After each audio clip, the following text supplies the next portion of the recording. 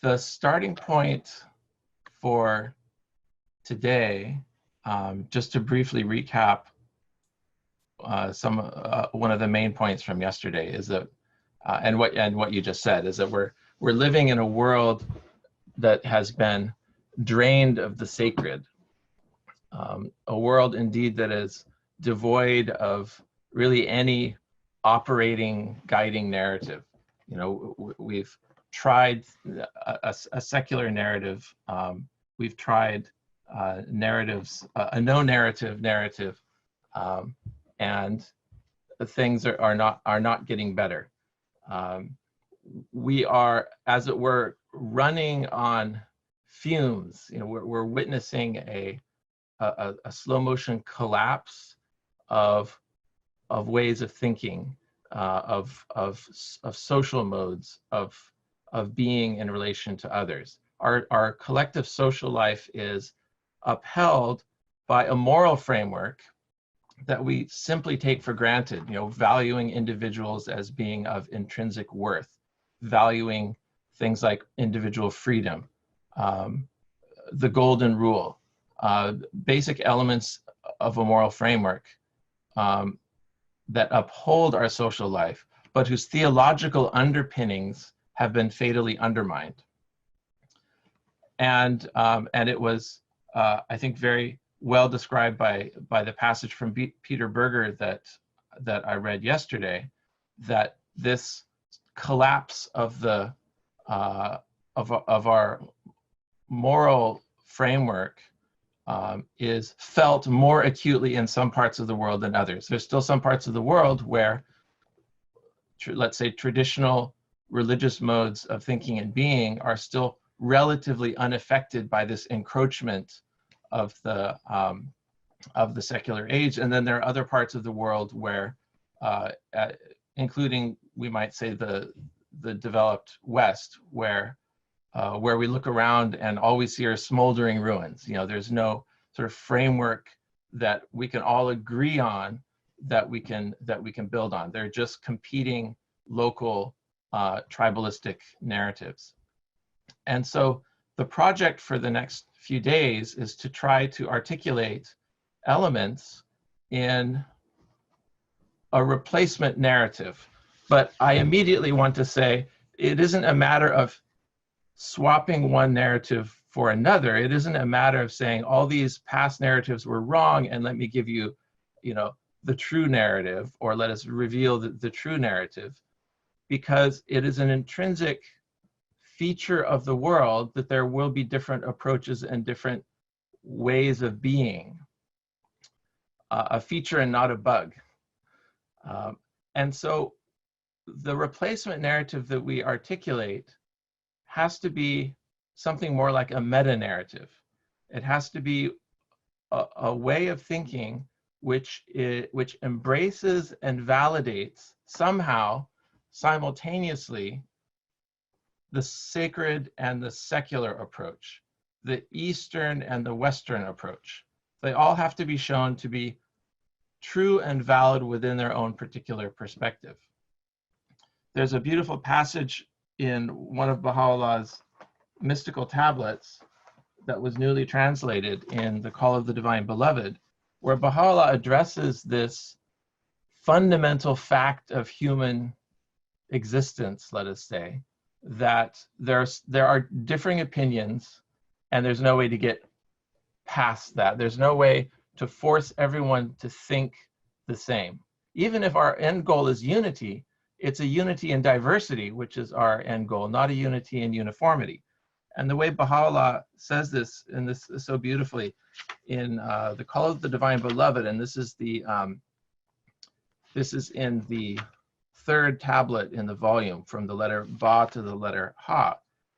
And Baha'u'llah says it in the following terms. He says, since all do not possess the same degree of spiritual understanding, this is paragraph 6, certain statements will inevitably be made, and there shall arise, as a consequence, as many differing opinions as there are human minds, and as many divergent beliefs as there are created things.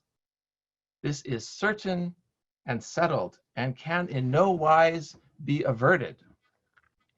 Now it is clear that some are virtuous, others are sinful, and still others are rebellious. One must call the people to love and faithfulness, to zeal and contentment, that the sinful may be admonished and the ranks of the virtuous may swell.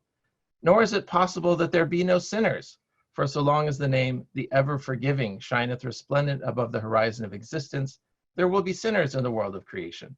For the latter cannot appear without the former, and the former cannot exist without the latter. Our aim is that thou shouldst urge all the believers to show forth kindness and mercy, and to overlook certain shortcomings among them, that differences may be dispelled, true harmony be established, and the censure and reproach, the hatred and dissension seen among the peoples of former times may not arise anew. So Baha'u'llah seems to be recommending a posture of forbearance and tolerance, not even contemplating a future state in which all of these different perspectives, all of these different narratives, let's say, are going to be reduced to a single one to create that sort of artificial unity, for example, that a single doctrine might be able to impose. And so going back then to the map metaphor, because I think the map metaphor is a way that we can imagine the possibility of this simultaneous existence of different kinds of narrative frameworks. A point that I didn't mention yesterday that I wanted to include is that if we think of scientific theories as maps, as narratives, sometimes it's the case that you might have multiple different levels of approximation, different models to describe the same reality. And all of these models might be correct and true within their own sphere of application. So let me take 3 examples. The first example is probably our model of the universe, which is of the greatest antiquity, and which, by the way, we still, in our everyday lives, go about as though it were true. And this model is that the Earth is flat, that objects always fall down, that we're traversing an Earth and a universe in which the Earth is at the center of everything and it's flat. And that's actually not a bad approximation.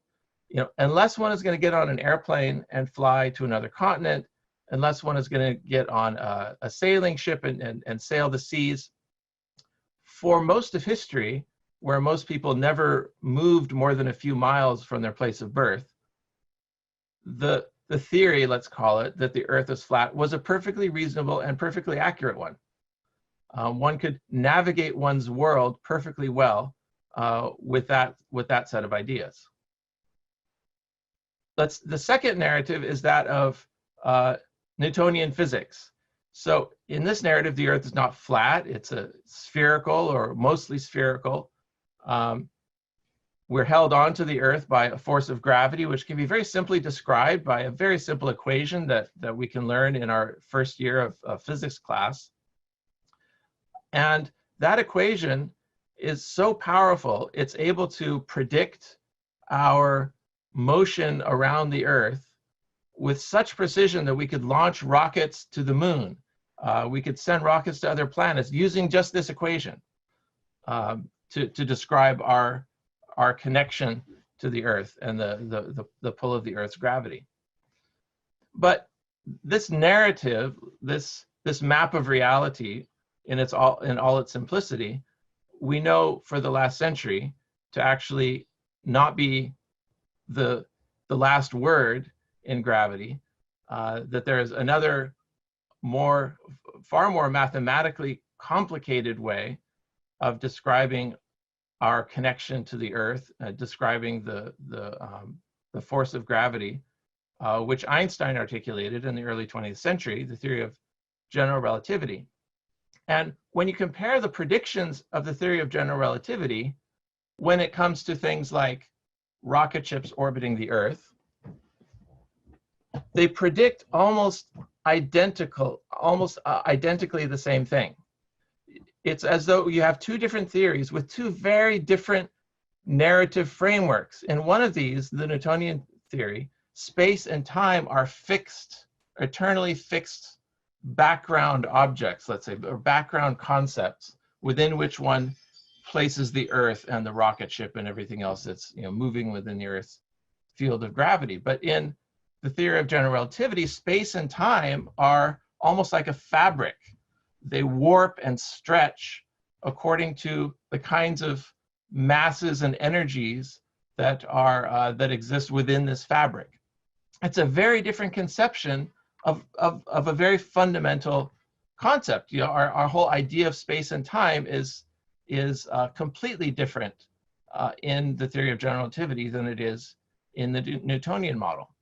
But the two theories predict our movements in the sort of local sense with almost identical precision.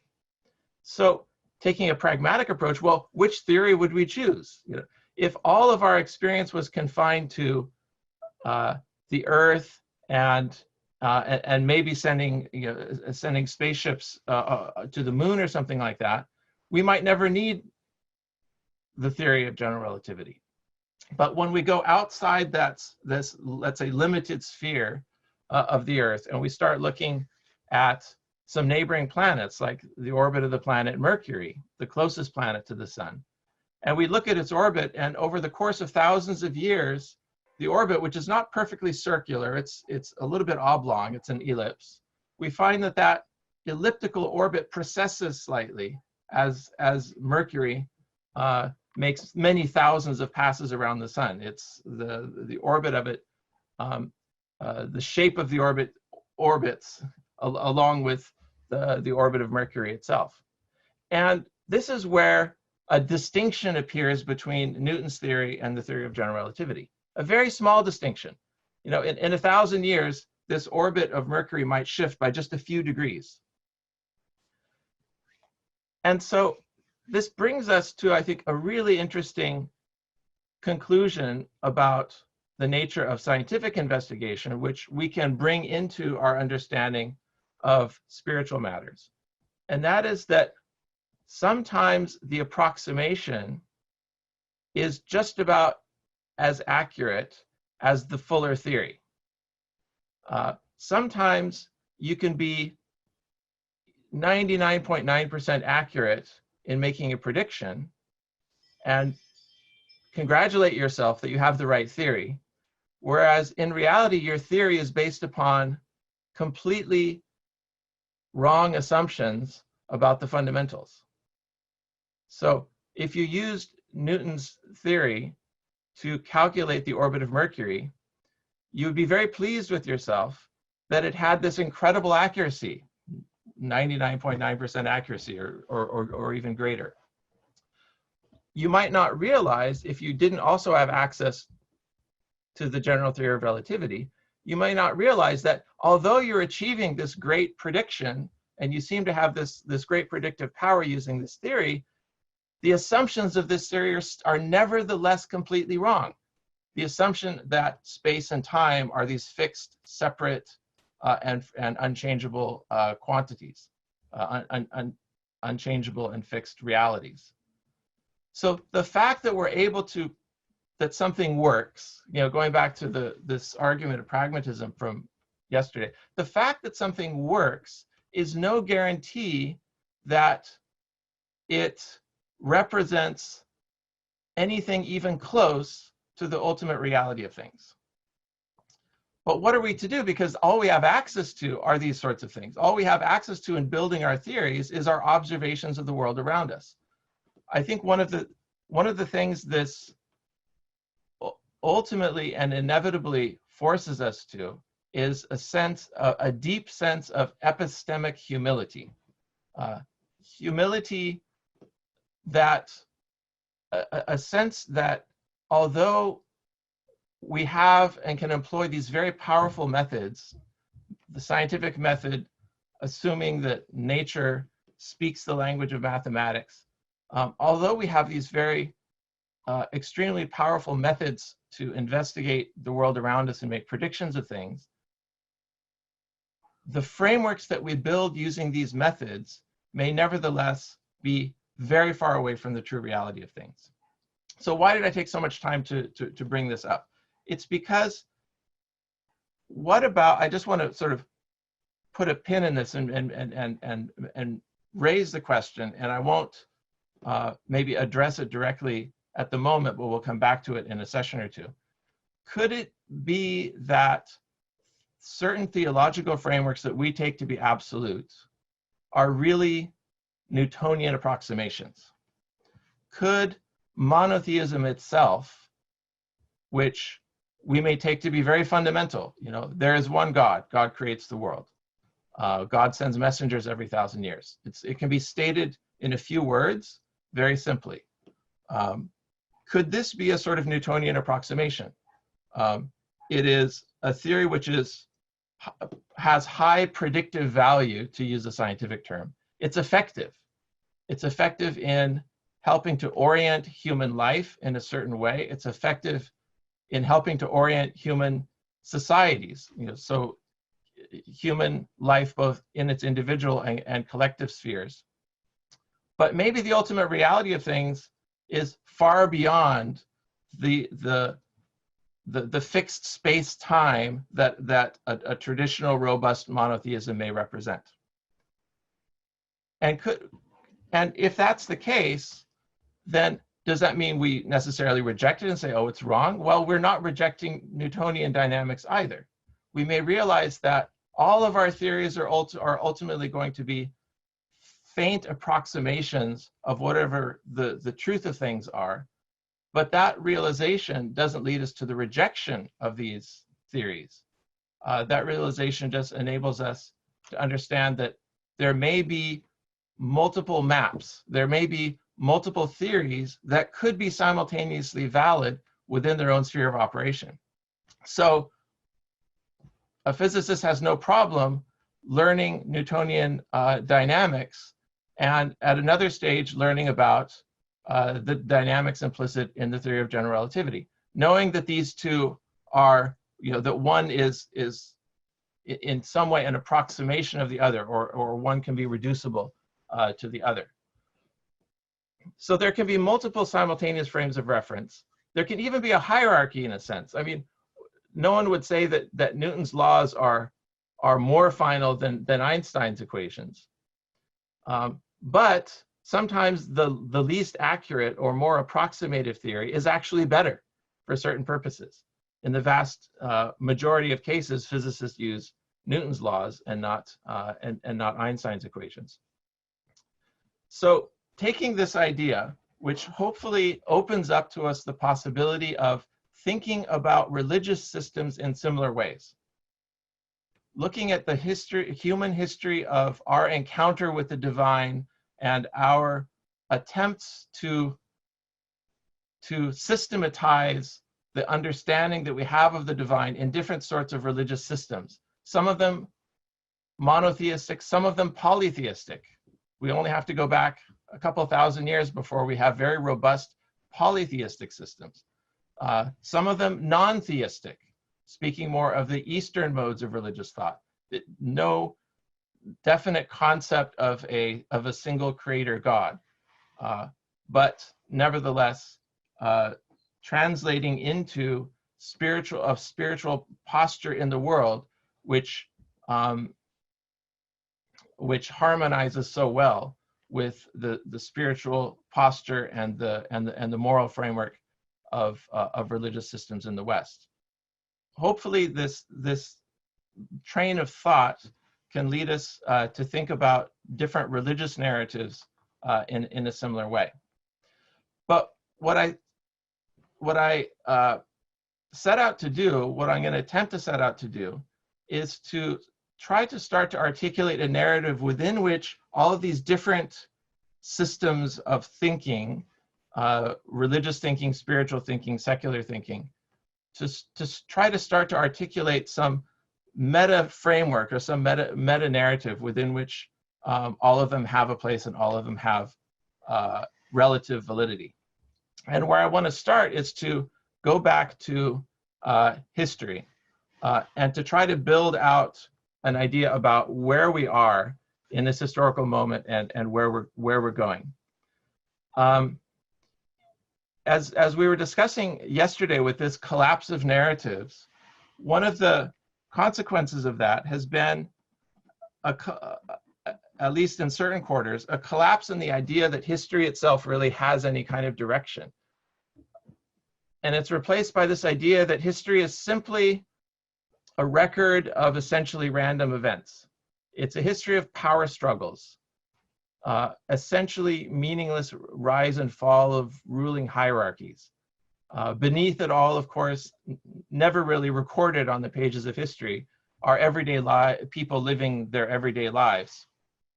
But what the historians do is they gather up the records, which are highly biased by what the rulers chiseled into stone before they themselves turned to dust. And they take these fragments of what happened in the past few thousand years and they put them together, put them in textbooks, and for the convenience of the reader, they divide it into chapters. But ultimately, history is there's no ultimate motive power behind it, and there's ultimately no directionality to it. That's where I think a lot of thinkers now find themselves in the absence of any larger narrative. What I want to suggest is the opposite of that. And I want to try to substantiate this proposition with a little bit of, although I'm not a historian, I'm a physicist sort of intruding a bit into history. But hopefully you will, so take this with that, with a grain of salt. Imagine that history actually is a living and organic thing, that history charts the birth, the growth, the maturation, the death and rebirth of societies. Our window onto history is quite narrow. It's only about 5,000 years where we have written records. But even within that narrow window, and if we add to that the evidence, archaeological evidence that we can dig up out of the ground as opposed to reading on stone tablets, we do see clear evidence of cyclical patterns of rise and fall of societies in different parts of the world. And insofar as these historical and archaeological records reveal, it seems as though history can be described by periods of stability, of relative stability, that are punctuated by more rapid periods of breakdown and perhaps leaps forward. A few examples of these. One of these, well, I would highly recommend for those who are interested in thinking about history in this way, the best-selling book by Yuval Harari called *Sapiens*. I think it was mentioned yesterday. This book does a great job, I think, of projecting our imaginations back well before any written records, really to something like 100,000 BC or so, where we can imagine around that time there was one of the great and first leaps forward in human history, which one might call the birth of abstract thinking. Perhaps that was the real Adam and Eve event, or the birth of human consciousness, awareness at a level that didn't exist before. Prior to this birth of abstract thought, human organization was constrained by trust relationships that couldn't go beyond who you personally had a relationship with. Relationships of trust, I mean, you couldn't trust that someone you had never met before wouldn't stab you in the back. And so the structure of human societies 100,000 years ago were limited in size to the number of people you could sort of keep in the number of relationships you could keep in your head at one moment. And the sociologist, I think he's a sociologist, Robin Dunbar, has even put a number on this, and he says the number is about 150. 150 relationships that human brains are wired to be able to process at any given time. That's the extent of our friend network. Professor Dunbar said it defines friend as the person who, if you were to wander into a bar and you saw this person, you wouldn't think twice about sitting down at the same table. So with that definition of friend, there's about 150 people in our friend network. And it's interesting, actually, that subsequent research, not just archaeological research on the size of ancient human habitations, other sorts of research on psychological research, and in various ways, this number seems to be more or less confirmed. As long as we can't have more than about 150 friends, we can't organize ourselves in units larger than that.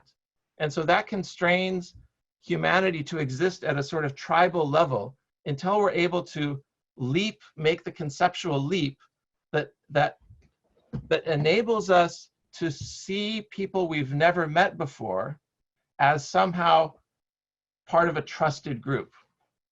So what was required for humanity to leap forward to the next degree of its self-organization was the abstract concept of an identity in a larger sort of tribal network. And maybe that was signified by the kind of clothing you wear, or in the kind of tattoo you might have. Some marker perhaps went along with that, but there was some. But it ultimately was an abstract kind of a marker that allowed you to think about your identity in larger terms than simply who you personally had a relationship with.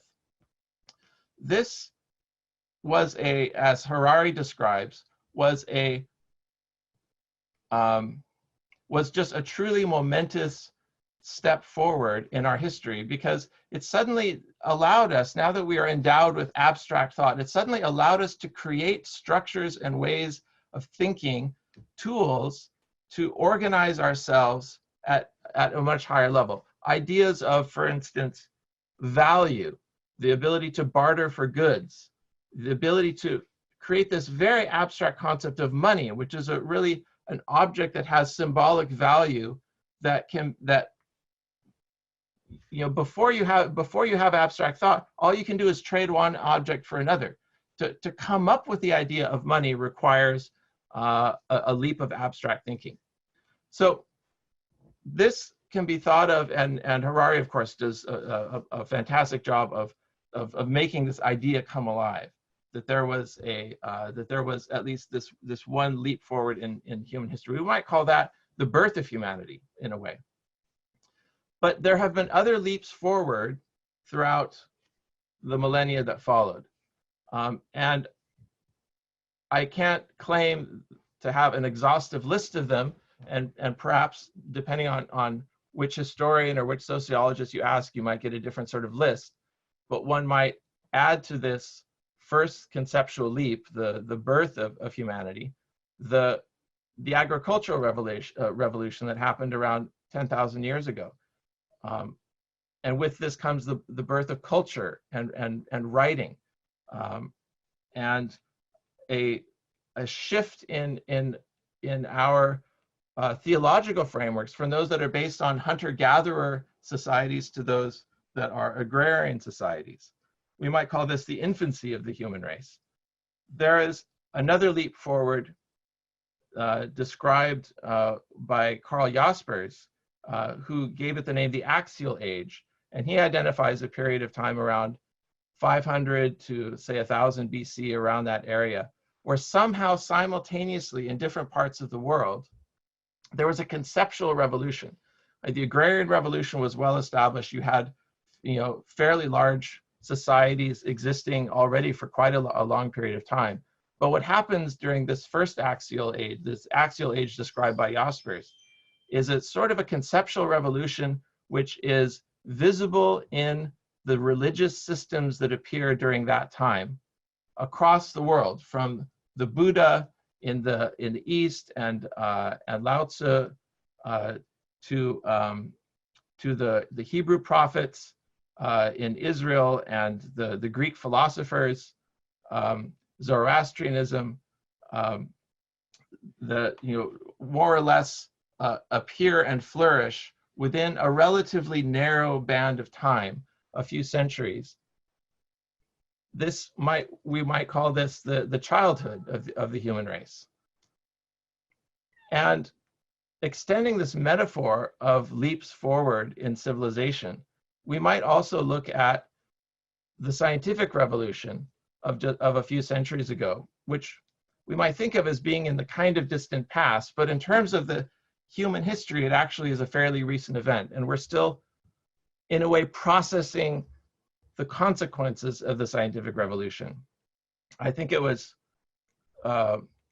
Whitehead, the philosopher, Albert Whitehead, who suggested that some of the most profound ideas that appear to the human mind may take 1,000 years before they work their way into general consciousness. Whether that's true or not, I think it is true that at the civilizational level, certain ideas truly take centuries to become fully effectuated in the world. The scientific revolution, although it happened several centuries ago, still has not touched certain parts of the world.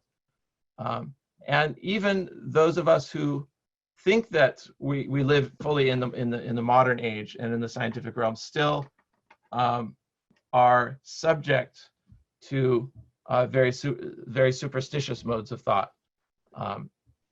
So this, what we might call this a second axial age. And the second axial age, which was sparked by the scientific revolution, signals another massive inflection point in human civilization, which we might call the beginnings of our adolescent period. The great changes that this brought about and is still bringing about in human society can be, I think, can in some ways be summarized by some of the principles of the European Enlightenment of the 1700s. And when I talk about the Enlightenment, I hope for the purposes of this discussion to bracket some of the bad things that happened because of the Enlightenment. There's a racist legacy of Enlightenment thinking as well, of using the power of early science towards the maintenance of racist ways of thinking.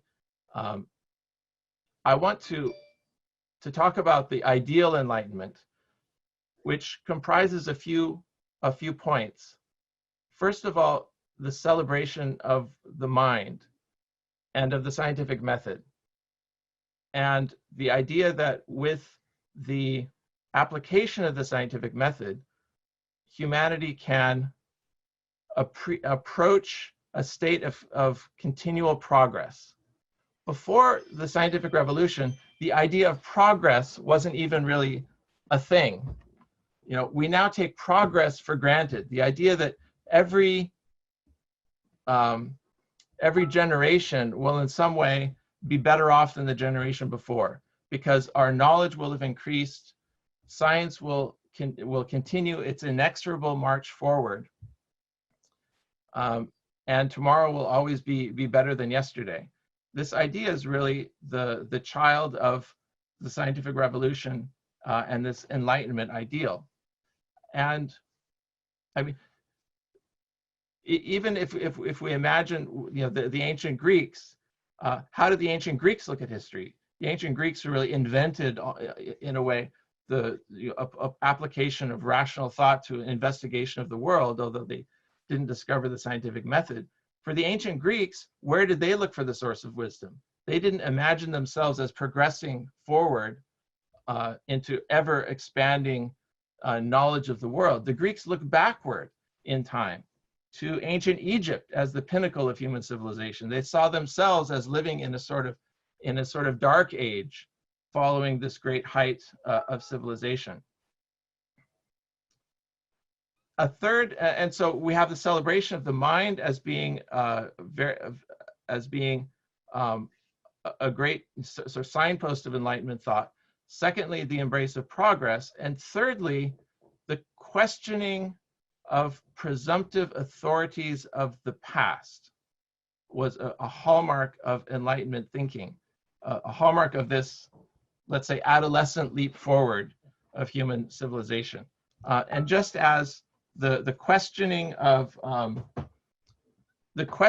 authority is a hallmark of human adolescence at the individual level, it also was a hallmark of our collective leap forward in Enlightenment thinking. And it began with questioning things like the astronomical authorities of the past, those who said that the sun goes around the earth.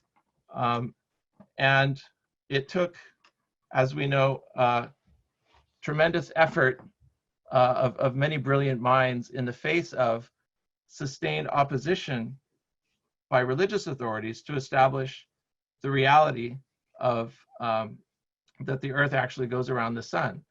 The other presumptive authorities of the past being challenged successively, authorities in medicine, authorities in physics and chemistry, authorities in politics, the idea that the king ruled by divine right was successfully challenged during the Enlightenment, and we see the birth of modern democracies. And then finally, the challenging the presumptive religious authorities of the past, and we see the first stages of that in the Protestant Reformation. Although we're not finished, I think, by any means with the impact of Enlightenment thinking on religion. What I want to suggest, sort of to try to paint a picture of history and historical processes in a coherent way, is that even today, several hundred years after the birth of the scientific revolution, we're still within that a kind of second axial age. And we're at the later stages of it, where these Enlightenment principles, these principles of the application of reason and science, are for the first time being expressed within a new kind of spiritual framework. I want to make the suggestion that the Baha'i faith is the spiritual heir of the Enlightenment and its fulfillment in the realm of religion, just as Enlightenment ideals were fulfilled in other aspects of human thought. And just to bring out a few parallels, I mentioned these three real pillars of Enlightenment thinking: the primacy and role of reason, the idea of progress, and the questioning of presumptive authorities of the past. We find all three of these very centrally located within the Baha'i writings. Regarding the central role of reason, Abdu'l-Baha opens his treatise, The Secret of Divine Civilization, with the following paragraph on the power of reason. And I just select this one passage out of what maybe dozens of different passages that we could have picked. But this is how he begins that treatise. He says, "Praise and thanksgiving be unto Providence that out of all the realities in existence, he has chosen the reality of man and honored it with intellect and wisdom, the two most luminous lights in either world. Through the agency of this great endowment, he has in every epoch cast on the mirror of creation new and wonderful configurations. If we look objectively upon the world of being, it will become apparent that from age to age, the temple of existence has continually been embellished with a fresh grace and distinguished with an ever-varying splendor deriving from wisdom and the power of thought.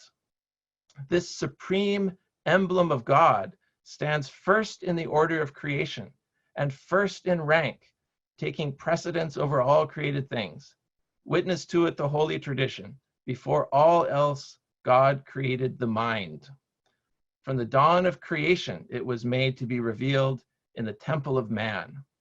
Sanctified is the Lord, who with the dazzling rays of this strange heavenly power has made our world of darkness the envy of the worlds of light. What a beautiful, send up to the idea of the mind and the power of rational thinking as being a great motive force in the world. I think Enlightenment thinkers would applaud this approach. The idea of progress also, as we know, is very much at the core of the Baha'i writings. I only have to cite the famous, well-known statement by Baha'u'llah that all men have been created to carry forward an ever-advancing civilization. So the idea of our being a part of something which is in motion, and indeed motion forwards, is at the core of our own self-understanding, as it was for Enlightenment thinkers. And when it comes to questioning of presumptive authorities, that is absolutely at the center. Again, we can turn to so many different passages in our writings, but why don't we just start with the very first paragraph of the Book of Certitude, the Kitab-i-Igan, where Baha'u'llah states that man can never hope to attain unto the knowledge of the All-Glorious, can never quaff from the stream of divine knowledge and wisdom, can never enter the abode of immortality, nor partake of the cup of divine nearness and favor, unless and until he ceases to regard the words and deeds of mortal men as a standard for the true understanding and recognition of God and his prophets. I mean, what a powerful sort of opening statement of this idea that one just can't rely on the existing religious power structures of the day. Baha'u'llah spends so much of part one of the Kitab-i-Igan excoriating the divines and their casting a veil between the people and the truth. So Baha'u'llah is, I think, in this way, very much in line with that spirit of the Enlightenment, which is to question authority.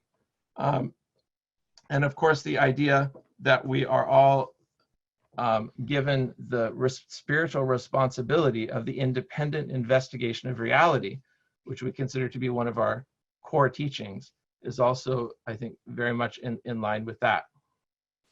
So if we are in this climacteric, if we're in the midst of this great transition in human history, and we can call this perhaps the birth or the birth of our entrance into from adolescence into maturity, is one way to describe this historical process of the last few centuries. Then when we start stepping back, we look at history then as an organic process where humanity has had a birth, an infancy, a childhood. We're in the later stages of adolescence. What comes next? Any good narrative or meta-narrative has to point the way forward. And just as with a child who is entering adolescence, an adolescent has no choice but to move forward into maturity. An adolescent can't go back to being a child. Likewise, it is not an option for us when we consider where to go collectively. It's not an option for us to go back to any of the old failed narratives and the false certainties that they embodied. We can't unring the bell. We know too much about the world to go back to simplistic ways of thinking. We can't go back to the innocent certainty of of Thomas Aquinas and his 5 ways of proving God's existence, for example. There's just been too much water under the bridge for us to think so simply about the deepest questions. We also can't go back, just as we can't go back to our traditional religious narratives, we also can't go back to innocent views of science as being our savior.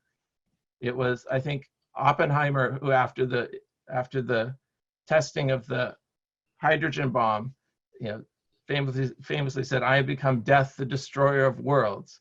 Science has also lost its innocence. We have to go forward. So what is it that we're moving forward into?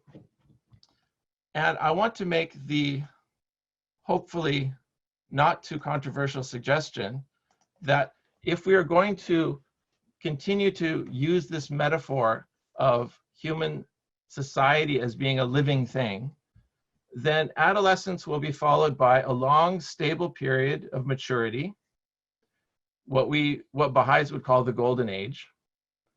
And that period can be long indeed, but that ultimately it will be followed by decline and death. And then something else will be reborn from it. What do we see on the largest scales? And this, I don't think will be controversial, although there's a well-known Baha'i quotation that says, "This is the day which will not be followed by night." So we might imagine that what we're building, the world civilization that we're setting about building, will last forever, won't be followed by night. But that would run against the whole organic conception that we have of history, of religion. We just usually don't think about what comes after that, because it's so far in the future, we probably don't have to worry about it anyway. We're talking many thousands of years into the future. But just because what we're trying to do is step far enough back that we can glimpse a sort of a grander scheme of things than even the narrow window of human history, and even the narrow window of just the thousands of years to come. If we zoom out even larger, if we look on the cosmic scale, what do we see when we look out into the universe? We see small, temporary islands of stability in the midst of chaos. We see planets circling suns, maybe in stable orbits for billions of years, but ultimately there is no permanence in that.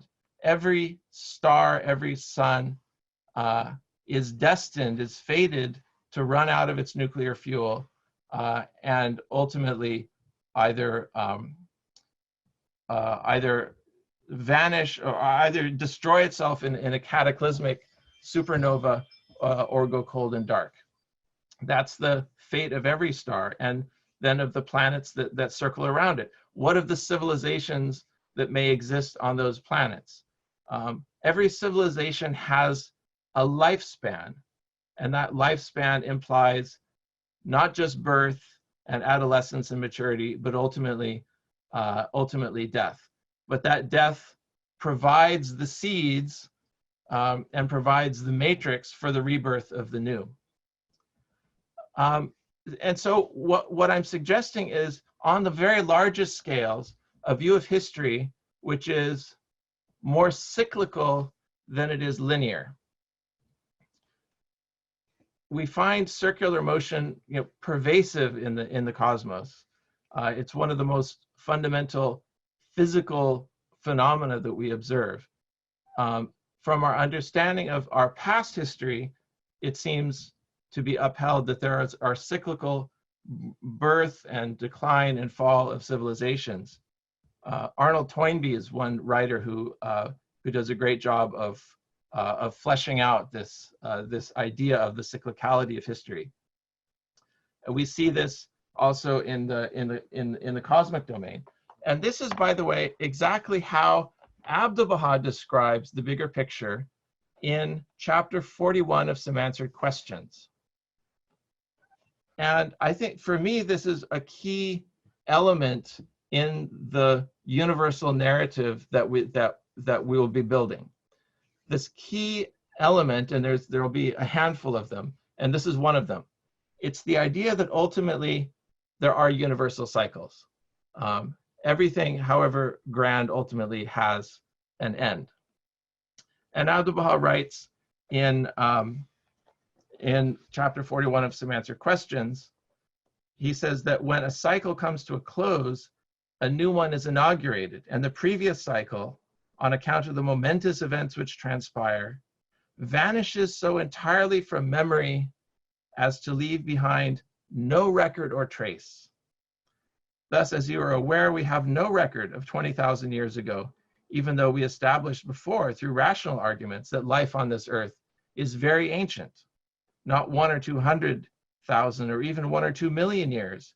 It is ancient indeed, and the records and traces of ancient times have been entirely obliterated. It may seem like a bit of a downer to emphasize this, or even to bring up the idea that every civilization has an expiration date attached to it, because we would like to believe that we're in the process of building something that will forever endure. But the realities of the universe as we understand it, you know, the astronomical reality, the cosmological realities of the universe, is that no configuration, however stable, will forever endure. It's, you know, since all life is, as we can imagine it, is dependent upon the nuclear fuel of stars. Unless we can find some way of escaping between the stars, but that would lead us a bit far afield. But we should leave that as a possibility, that even if a planet is destroyed through these cataclysmic cosmic processes, it is possible for life and intelligence to reach a state in which it's able to traverse the stars. And so it's possible for us to escape this cycle, these cycles of birth and death at that level.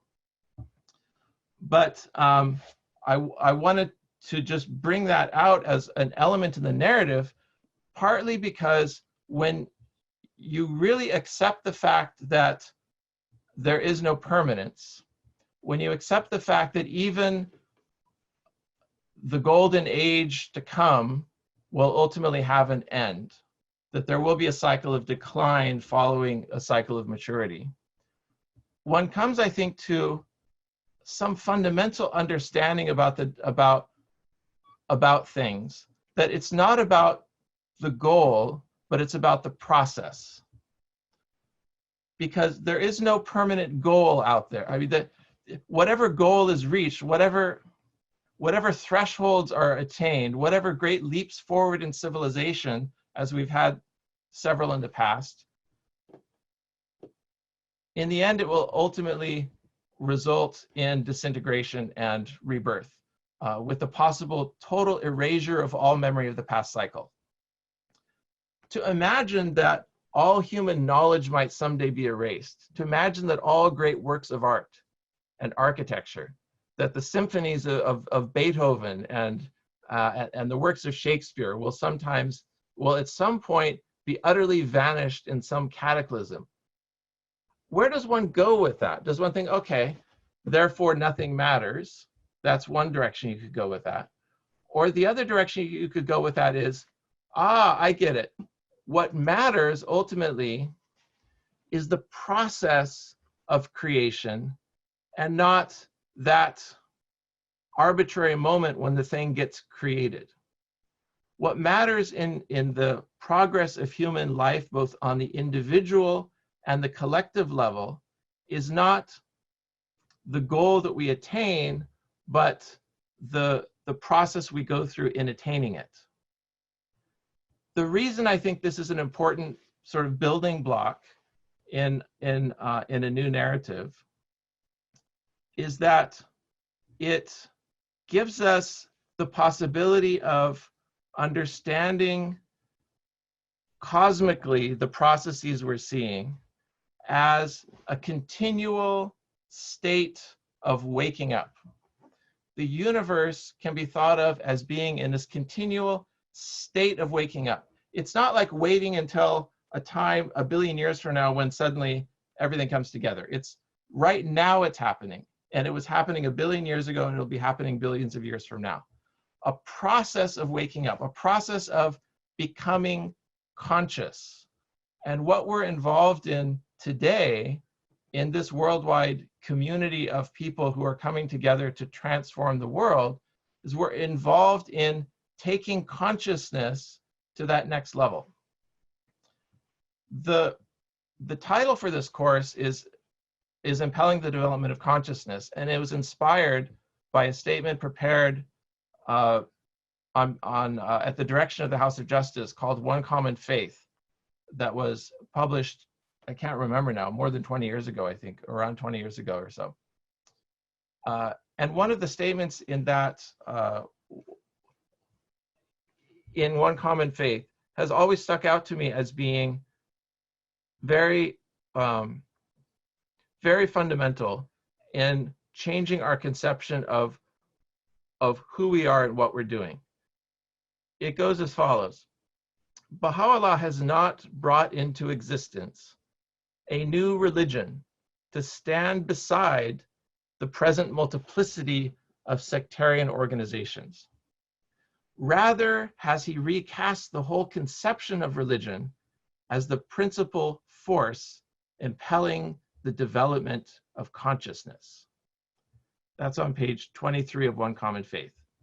Rather, has he recast the whole conception of religion as the principal force impelling the development of consciousness. It's that idea that I probably should have started with, because it really is the formative thought behind this entire course.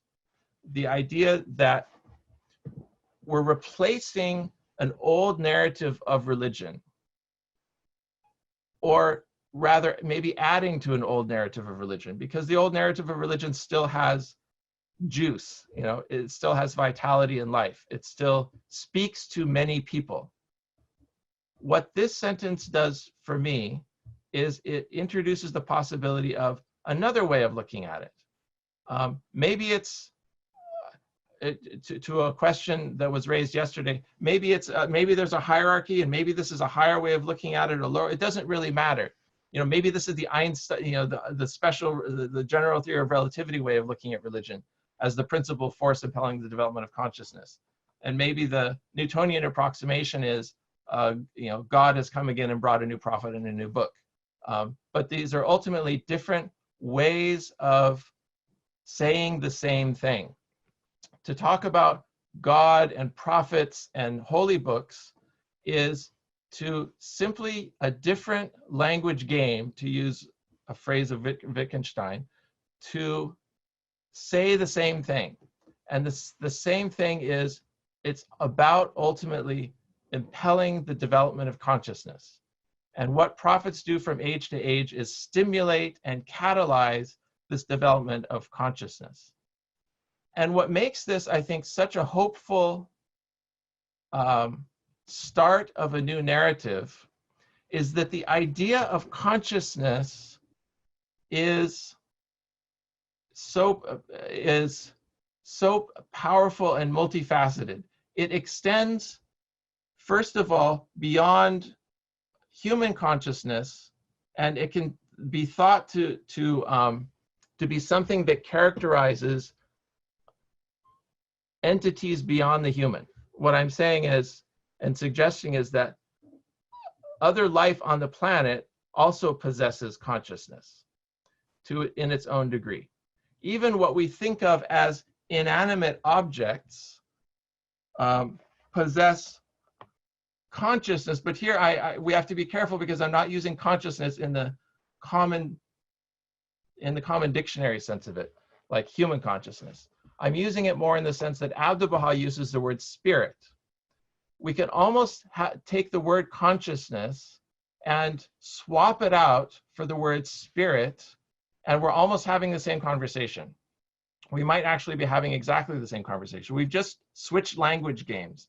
you can talk about consciousness in a room full of philosophers and still be taken seriously.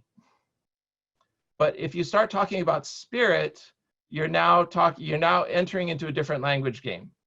And for certain groups of people, they don't want to hear about spirit, because now we're into the sort of woo-woo zone of religion and gods that's all sort of water under the bridge. Consciousness is still an interesting thing. It's still a very active subject of research.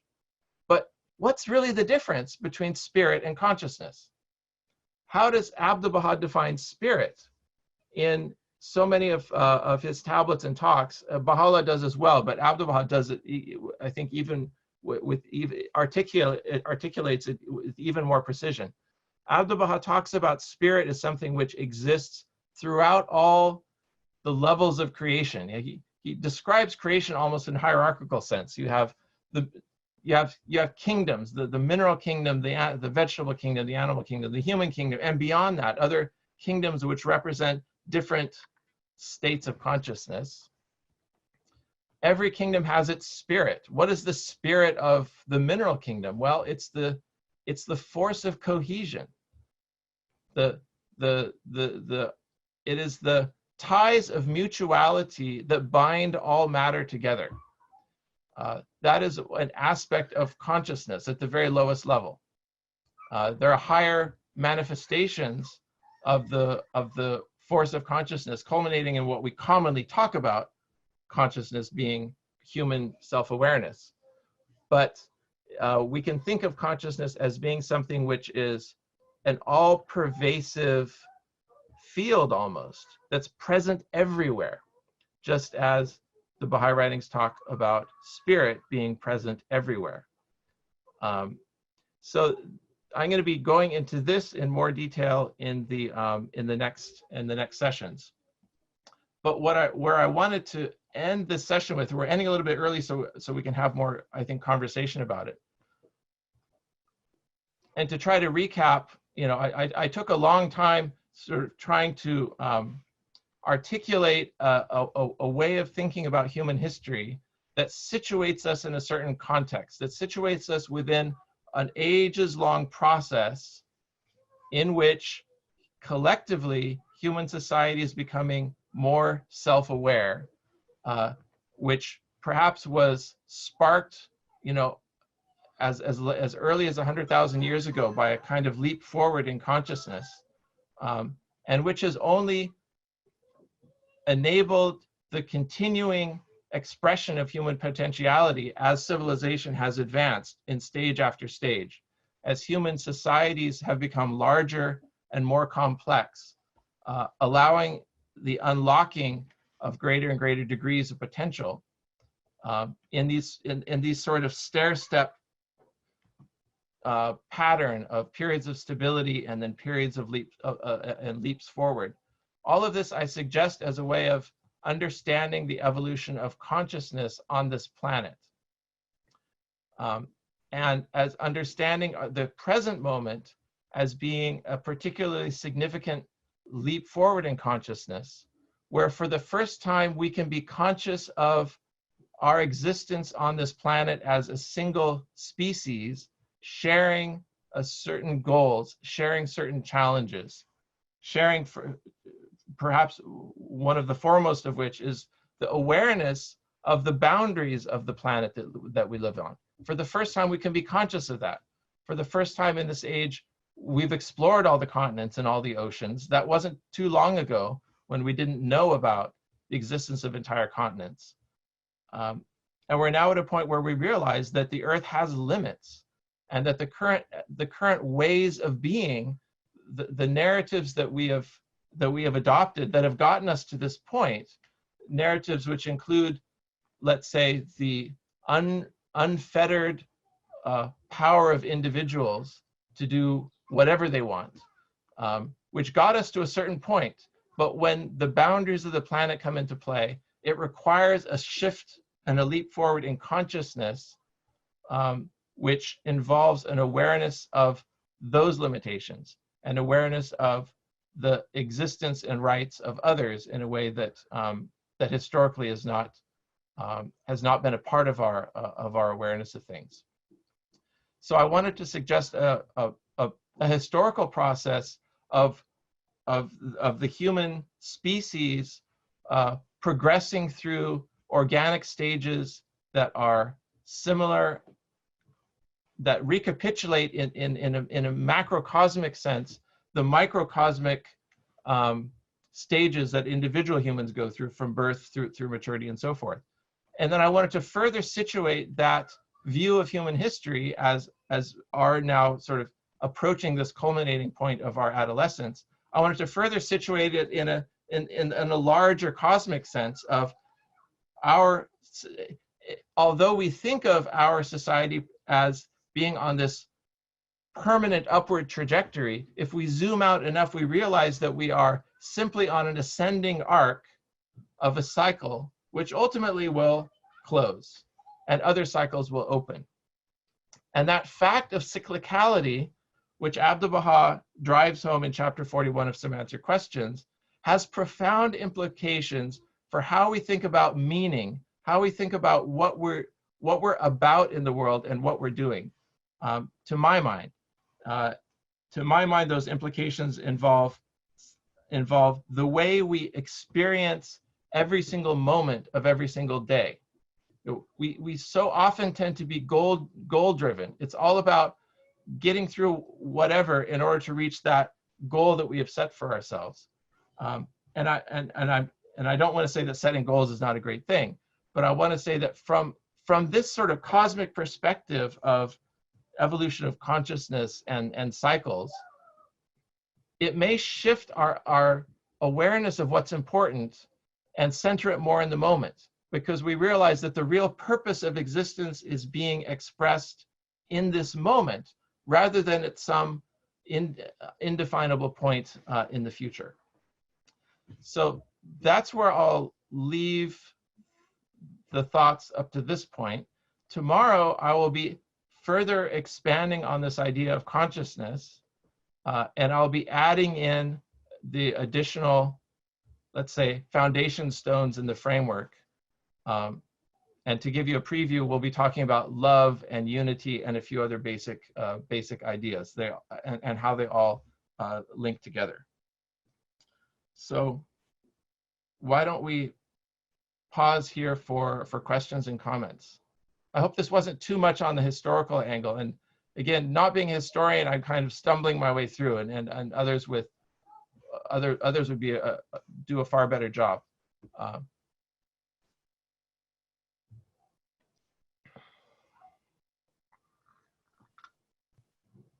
Thank you once again. And I'm going to open up for questions. I'll try and keep an eye on the questions. Parto, would you like to start? Because I've seen your hand first. Thank you. Hi, Stephen. This is Parto from Finland. Parto, good to see you. Good to see you too. Long time. I love being with you in Akuto. It seems like a forever ago. Yeah, me too. Yeah, and sorry for being immediately using my voice, but anyway. So just a little comment about the process, the journey being the point, and so forth, which you mentioned. I of course totally agree with you. Just in terms of discussing these things in the modern society, since it is quite popular for people to talk, it's not the destination, it's the process. Mm-hmm. There's always a danger of misunderstanding, which I'm sure you didn't. I mean, I know what you meant, but the thing is that from the Baha'i perspective and the perspective that I understand it, I guess the point is that we do have a goal.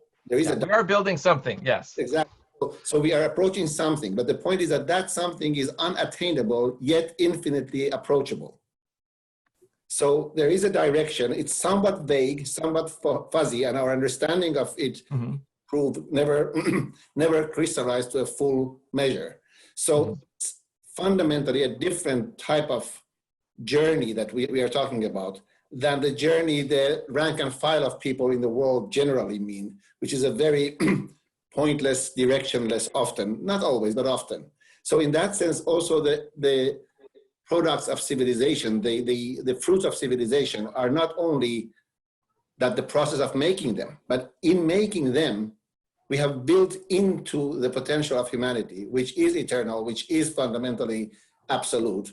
And we have been building into that. So even if we would lose all the sonnets of Shakespeare, still it has built something in the spiritual world. The very fact that he produced those works of spirit, even though their material or physical manifestations are gone, like our material manifestation, which is our body, will be gone, but not the soul that is being built by that body. So just wanted to, maybe you want to say something about that. No, that's a very good and interesting point. What is being accumulated? We feel like we have to believe that what we've produced is accumulating something somehow. There's a tally somewhere, and it may be in the invisible realm if it's not on this planet, because now we realize this planet has a lifespan to it. We know that everything's going to eventually be destroyed. Atom by atom, everything's going to be separated.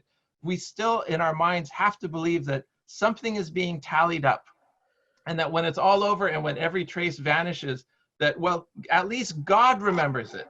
And somewhere in the spiritual realm, there's still an accumulation of something so that the next generation builds on the first. That may be the case. I can't say that it is or isn't. But when Abdu'l-Baha talks in 41 of Some Answered Questions, he doesn't talk about the next generation or the next cycle building on the last.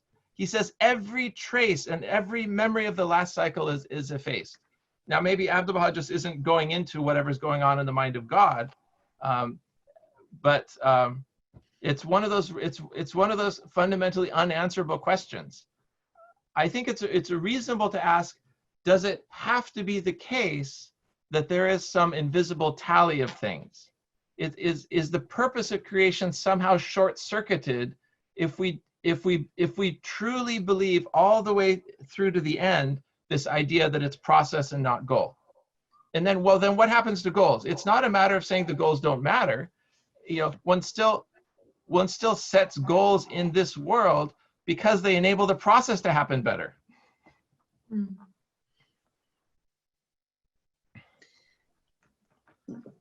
I don't know. I don't have an answer to it. Just more questions and thoughts. May I make a comment myself? I'm having this idea that I'm getting ideas of like these pillars of compassion and it's not punishment, but what's the other one? The idea that there was, our own lifespan, it creates this finiteness that we, I wonder, is it that is imprinting ourselves on everything, like our own sense of our own death is kind of giving us this narrative of that everything must have an end, or everything must have a goal in a sense. But there are so many discussions of what our goal is. We're talking about like the development of virtues and this process orientation, but there's also this everlasting life goal. There's so many different aspects of it. It's quite mind-boggling, but yes, this is exactly. I'm going there exactly tomorrow. Okay. Yeah, I mean, it's part of this problem.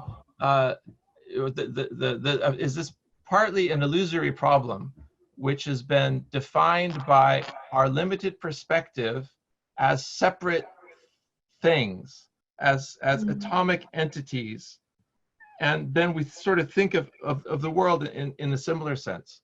But what are we really? What is the human reality really?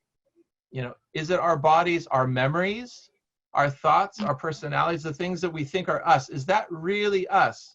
Or is us something deeper still?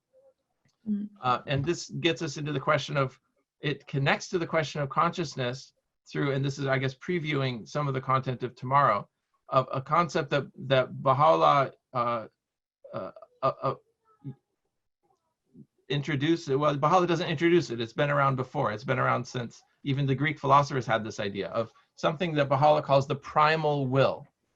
Also can be translated as the first intellect, is the primal consciousness, is the ultimate ground of things, which sounds a bit pantheistic, but there's always one step, from this primal will to the essence, about which nothing can be said.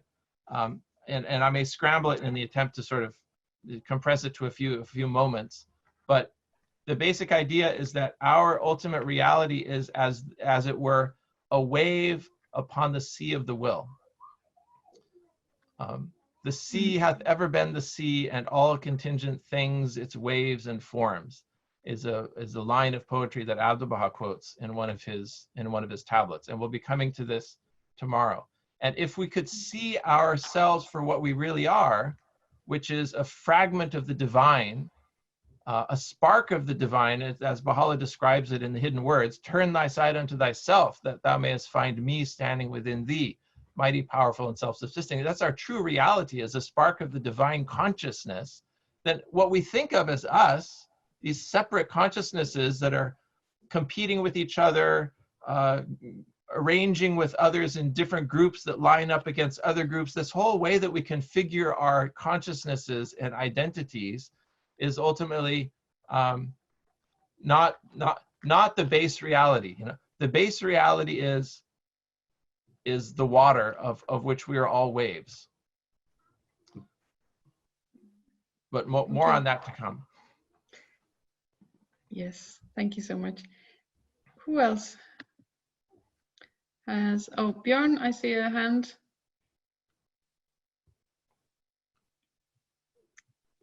Can you unmute yourself? Oh, it's approach to things, and you mentioned racism a few times, and I think modern racism was developed by the Portuguese in the 1500s. And the thing that's important is even black people took part in it, selling other black people. So I think racism is a means.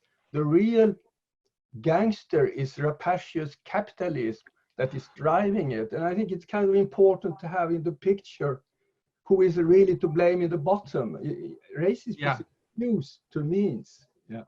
I hope to go into this in a couple of days, although I can quickly get out of my depth because I haven't done all the reading I should in this topic. But the fact that race is a social construction is something which people don't really appreciate how deep that rabbit hole goes. How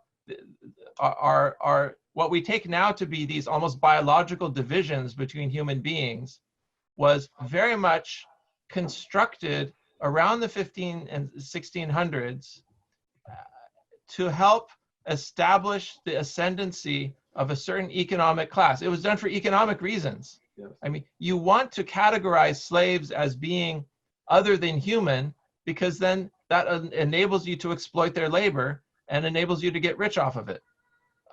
But that's a whole big topic, yes. Huge topic. Kirsten Brie, did you have your hand up? Oh, you just need to unmute yourself. Just a moment. Yeah. Okay. Now I've done it. It's okay. This idea that you threw up about the scientific development, and comparing it to the development of going from multiple gods to monotheism, I thought that was kind of interesting because it's hard for me to imagine that, there could be more than one God. So I don't know exactly what you mean. Yeah. It's hard. It was hard for me too until I thought in polytheistic in a polytheistic theology, each God represents a different attribute. And then you realize, well, actually, Baha'u'llah talks all the time about attributes of God. There's justice and wisdom and kindness and compassion, all of these. Those are the sort of articulations of the divine that as Baha'is we're very comfortable with. And these ancient societies that had these polytheistic theologies, it was simply that. It was the same thing. Zeus represents this and Apollo represents this and Artemis represents this. I may be mixing the Greek and Roman names, but or go to the Scandinavian gods, and Loki and Thor and all of these. They represent certain certain archetypes. And the archetypes ultimately represent certain values or certain virtues and certain vices. And those are become focal points. And it just makes total sense to me that the more primitive we are, the more we rely upon very tangible focal points for spiritual things. And as we become more and more advanced, we can start thinking about these things more subtly, until you get to the Baha'i faith and it becomes completely, all the focal points are being removed one by one. So now you don't even have any, you've removed all ritual from it now. And everything is abstracted at a level that we don't find even in other Judeo, in other religions, in say the Judeo-Christian lineage. And so you see again, looking throughout the sweep of history, an evolution in our spiritual thought and comprehension, how that is manifested in systems that moves from the concrete to the abstract. That is true. Yes. I mean, the way I understood it, monotheism is really 2,000 years old at least. And I read once in the selected writings of Abdul Baha that Socrates traveled in Palestine, and that's where he learned about monotheism. And in fact, that was maybe the main reason why he was poisoned. Do you remember that? Yeah, that's a very interesting point, because Baha'u'llah attributes this idea of Socrates of the immortality of the soul, which is found in the dialogues of Plato. Baha'u'llah credits the Hebrew prophets for that idea. And in doing so, Baha'u'llah is repeating what some of the Arab historians of centuries before had also done, which is crediting the ultimately a divine source, namely the prophets of Israel, for the secular philosophy of the Greeks.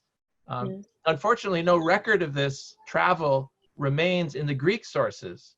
And so if you just read the surviving dialogues of Plato and the fragments we have about the life of Socrates, there's no mention that Socrates physically went to Palestine, although it is mentioned in the Arab histories. What we do know for certain is that there was a thriving Eastern Atlantic trade at that point, and had been for hundreds, if not thousands of years from the time of the ancient Phoenicians. So there was a huge mixture, not just of goods, olive oil and bronze and tin and all that sort of things that they're now digging up at the bottom of the Mediterranean and establishing these very rich and interconnected networks of trade. But certainly ideas go along with that. I mean, certainly ideas that were found in Israel would have entered onto a ship and made it to Greece and made it to Egypt and so forth. So we can be sure that there was a healthy interplay of ideas during that time. Whether or not a particular person physically went to a particular place is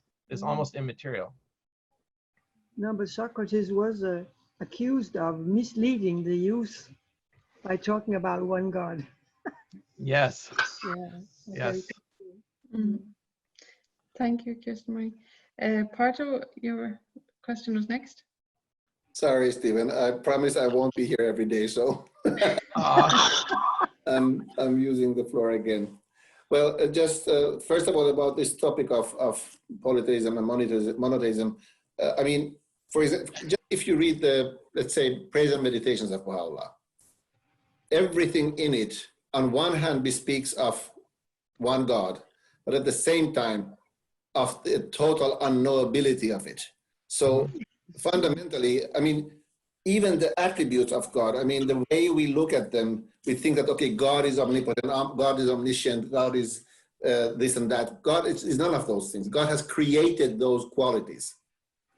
God doesn't know everything. God has created every knowledge that can ever be and has even not been yet. So the whole thing, this whole concept, and Abdul Baha is very clear in some answer questions, which, by the way, Stephen has been translating into English. Thank you for that. Finally, we have an accurate translation. Is that even ordinary things cannot be known by anything else than their attributes, not by their essence, let alone God, whose essence is beyond any understanding. So anything we know is the attributes of God, and when anything we achieve is achieving the attributes of God. So in that sense, the polytheistic view has truth in it. It just doesn't spit out the whole thing. So I think it's helpful for Baha'is. Then we can be much more understanding when we're talking with polytheistic people.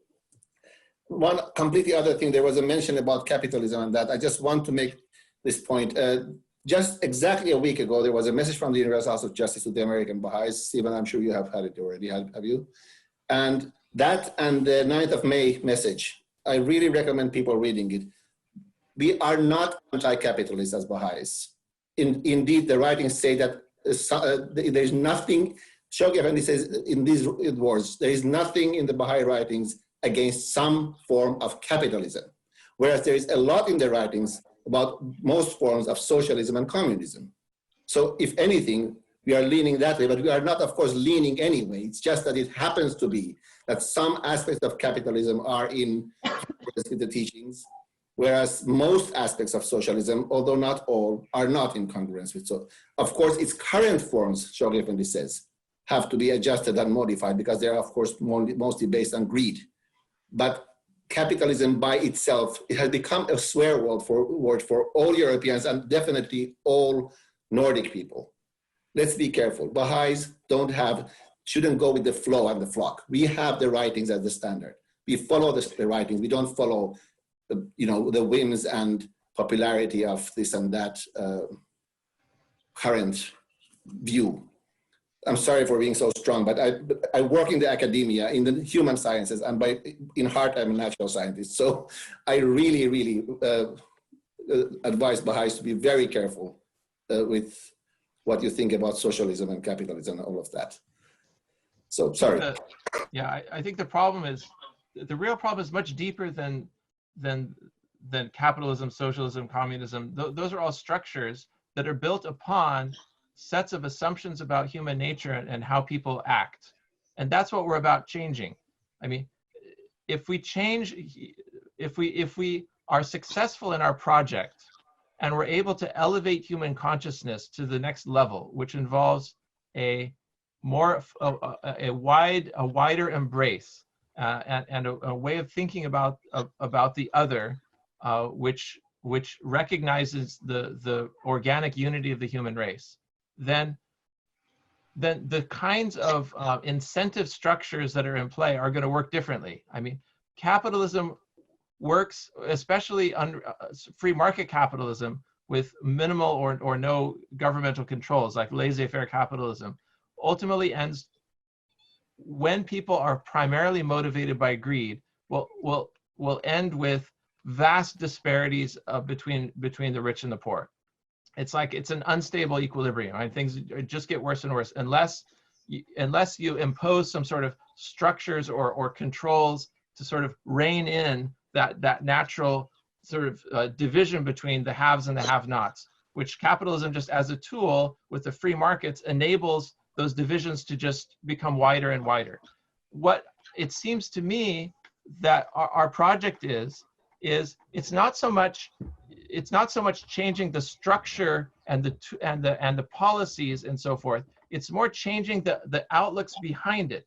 If we can make people a little bit less greedy, if we can make people think a little bit more about their neighbor than they did before, that small change in attitude about people, about what's really important. Is maximizing profit really the most important thing for this company to do? And if that changes just a little bit, then we might see sort of exponential changes in the sort of radiating out from that in the world. It seems to me that ought to be our focus more than the critique of particular systems. Thank you. Parto, I think, is commenting on it, but the next person is Anne-Grete. You're muted. Did you have a question? It was not a question, actually. Or comment? It was just a sentence about goals. And you said something about it was better to be expressed in this moment than have a lot of goals before you. And I thought of Aristoteles. He said something about happiness is not something you should reach in the end of our lives, it must be a way of living. And yes, I just wanted to share that point. Yeah. Yeah, that's beautiful. I certainly don't want to be misunderstood at saying that, you know, setting goals is the wrong thing to do, but definitely want to would underline that statement by Aristotle about, you know, happiness, spirituality, whatever it is we think the purpose of our life is not something that we wake up one day and say, I've achieved it. You know, it's something that we live in every moment. You know, living in the presence of God in every moment is the purpose of life, not waking up a year from now or 10 years from now and having reached enlightenment.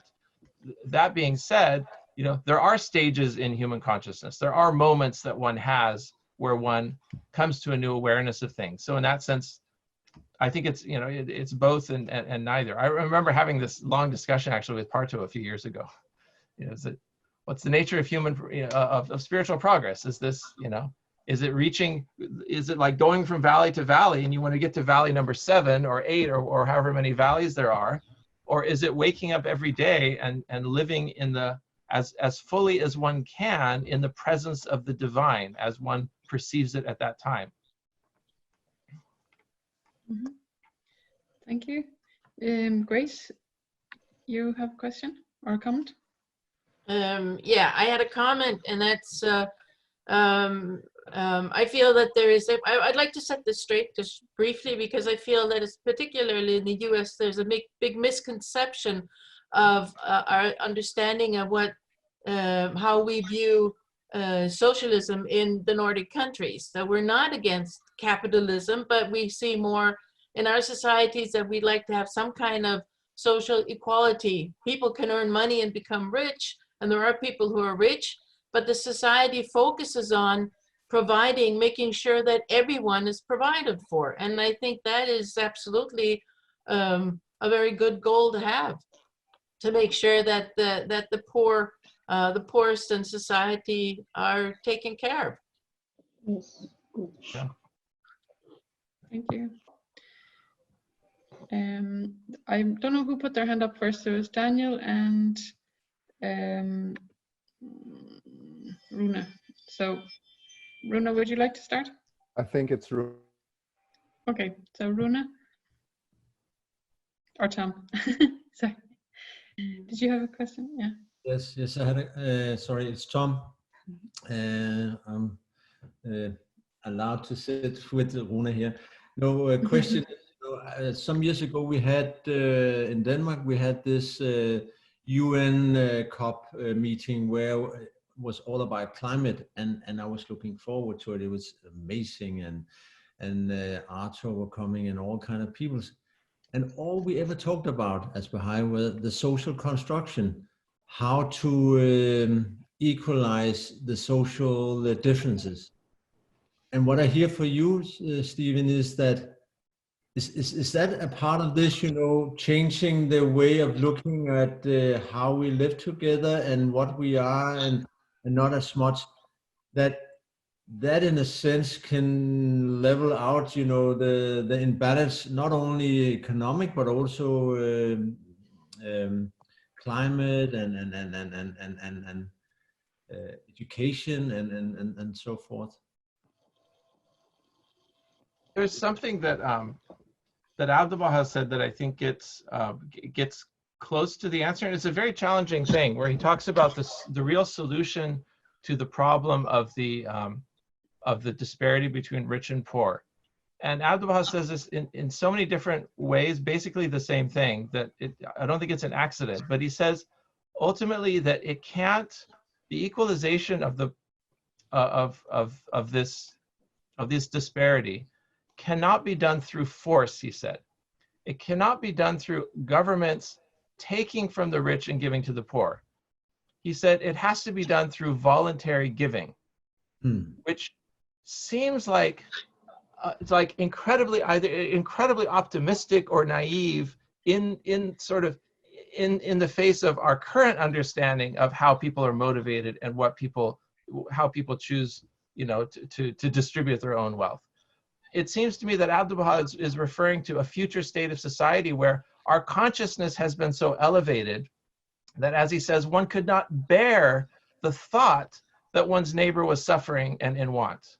And once we reach that stage, then the disparity between rich and poor will resolve itself in a more natural way, because rich people will just couldn't sleep at night knowing that there's this kind of suffering in the world that they could help alleviate by giving their wealth away.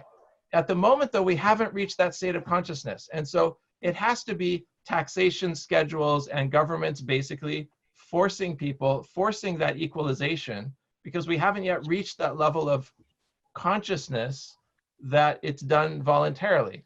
So, well, where does one go from that? I suppose one could say that in the short term, these principles, more socialistic principles, may be what's needed in the short term, because the consciousness hasn't reached the level where it can happen the way that Abdu'l-Baha suggests it ought to happen, but which is more for a future state of society, which is that that these problems are solved in a more organic and unforced way.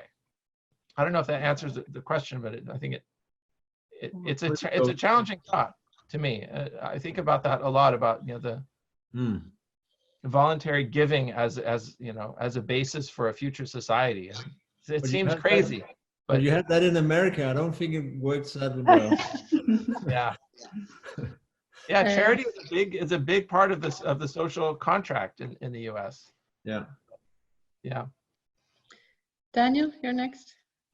And it's proving quite inadequate in many ways. I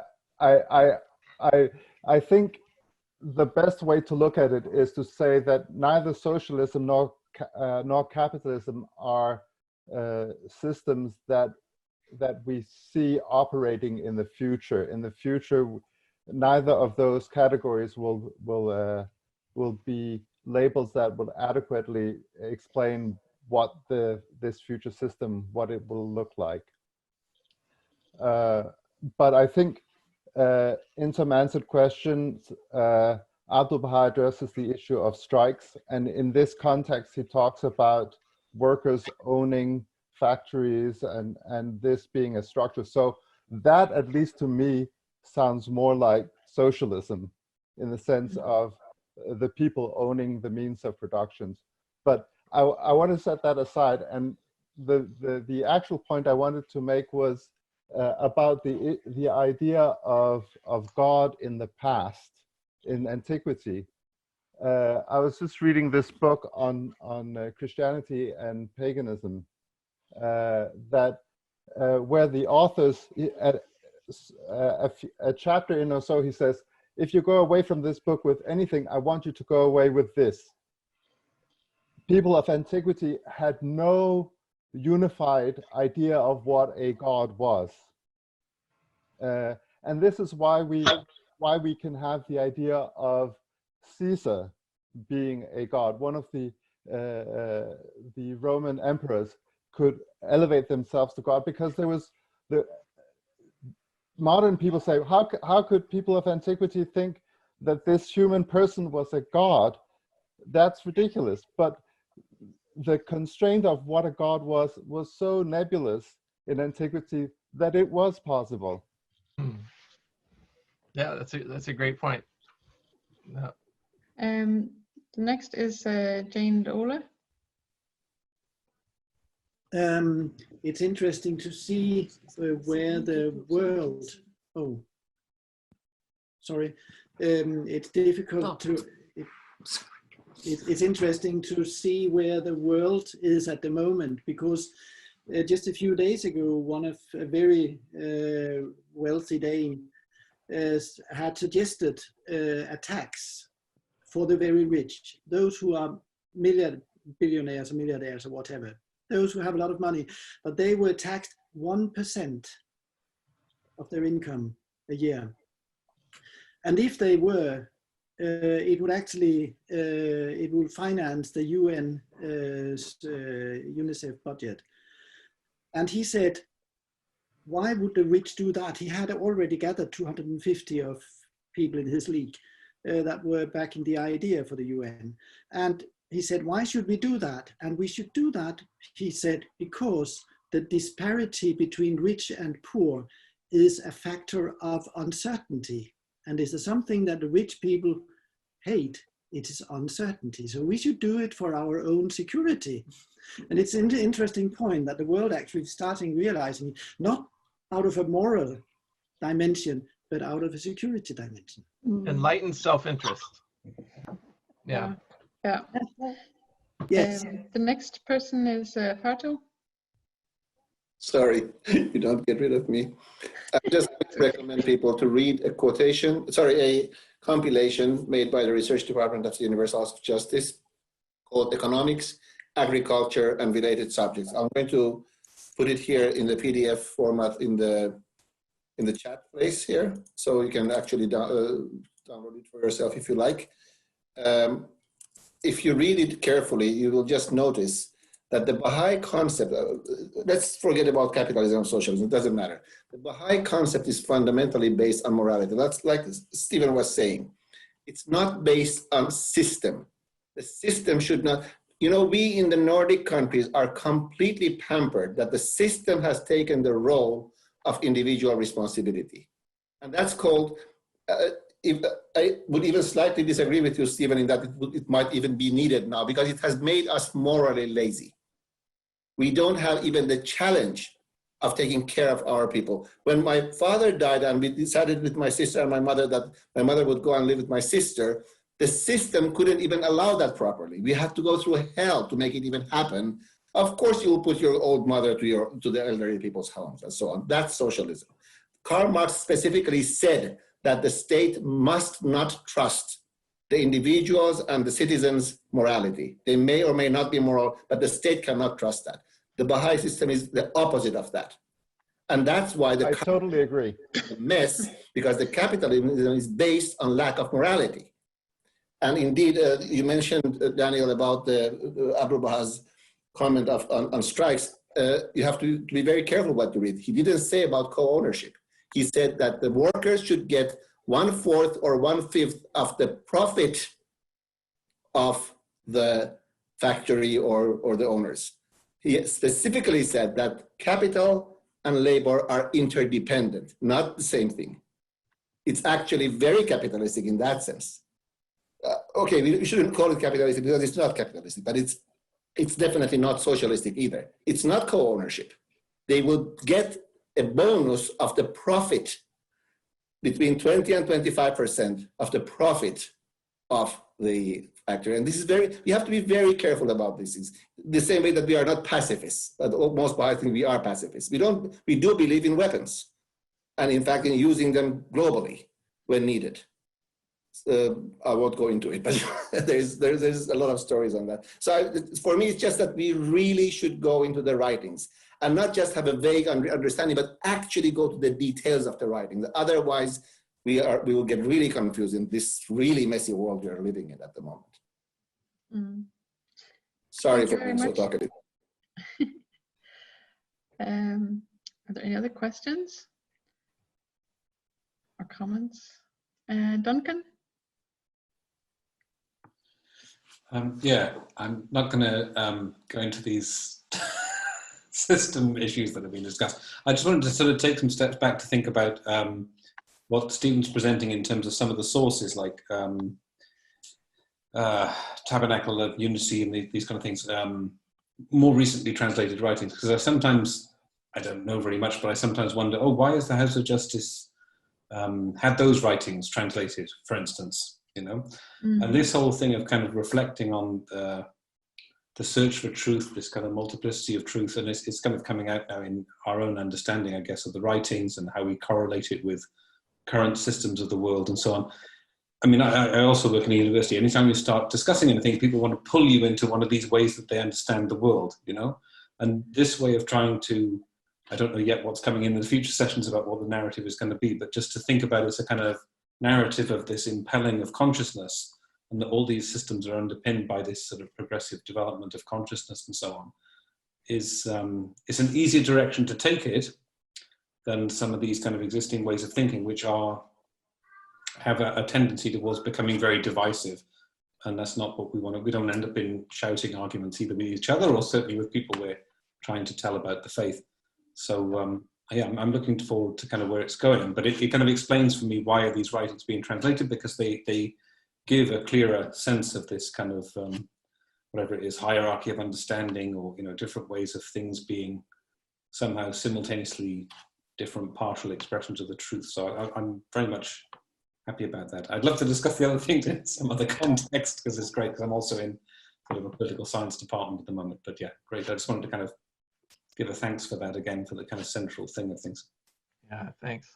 The Call of the Divine Beloved, which is the most recent volume of well, actually, not the most recent, but second most recent, is for me so much more than a mystical volume. I mean, it's the keys to solving social ills of the world to me. I mean, through this introduction of the idea of multiple valid spiritual narratives, which may seem to be just completely at odds with each other, and Baha'u'llah, it just acknowledges that right out, And in Gems of Divine Mysteries, which was translated a few years before that, he even goes so far as to say that seekers in one valley may regard the seekers in the other valley as blasphemers, and those in the other valley, consider their counterparts likewise, and that's. But Baha'u'llah says, but each of them is true and correct within their own frame of reference. It's such an amazing thing for a prophet to say. I mean, you expect a prophet to sort of lay down the law and say this is true and that's false, and make everything all hard-edged and separate black from white. And Baha'u'llah's not doing that. He's leaving all the shades of gray, which is what you have to do if you're in a world where total doctrinal conformity is not an option. And we don't live in that sort of a world. We live in a world in which there is an intrinsic and irreducible diversity of approaches. And Baha'u'llah is giving us the conceptual foundations, and this is worked into even the individual mystical texts where you would think you're least likely to find it. Okay, this is all about the individual search and the individual's relationship with God, but really what you're seeing in these mystical texts are keys to a far greater social ills of humanity.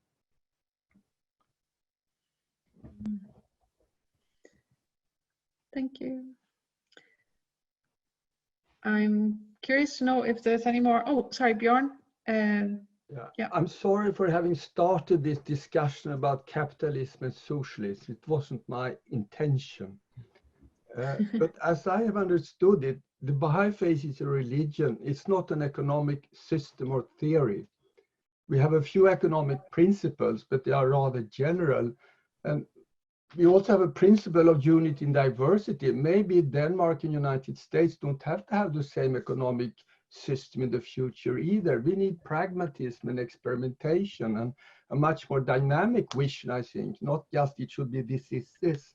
At least I believe so. And I think there is a letter from the House of Justice that says we will have a long process with economists becoming Baha'is and Baha'is becoming economists, and gradually our understanding will grow, but this is far into the future, I think, slowly. So sorry about that. No problem. Thank you.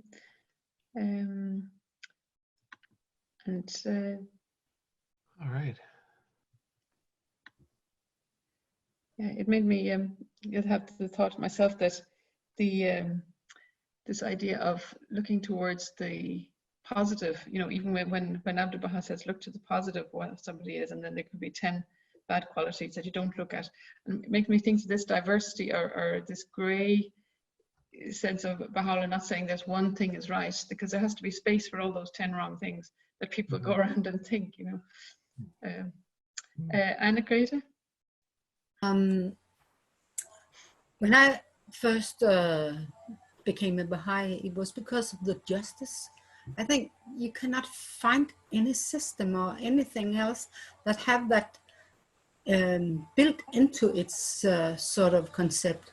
The justice, it's everywhere in the Baha'i faith when you read the text and so on. So even in economic, there is more justice than in anywhere else in the world. Thank you very much. I think unless Stephen, you want to give a final comment, then I think we should finish now. And I probably should have finished about 10 minutes ago. But thank you so much for both a wonderful talk and for wonderful answers to our questions. And thank you also to all those people who asked questions and gave comments. Look forward to tomorrow. It's gonna move more from this attempted sort of historical analysis and get more mystical.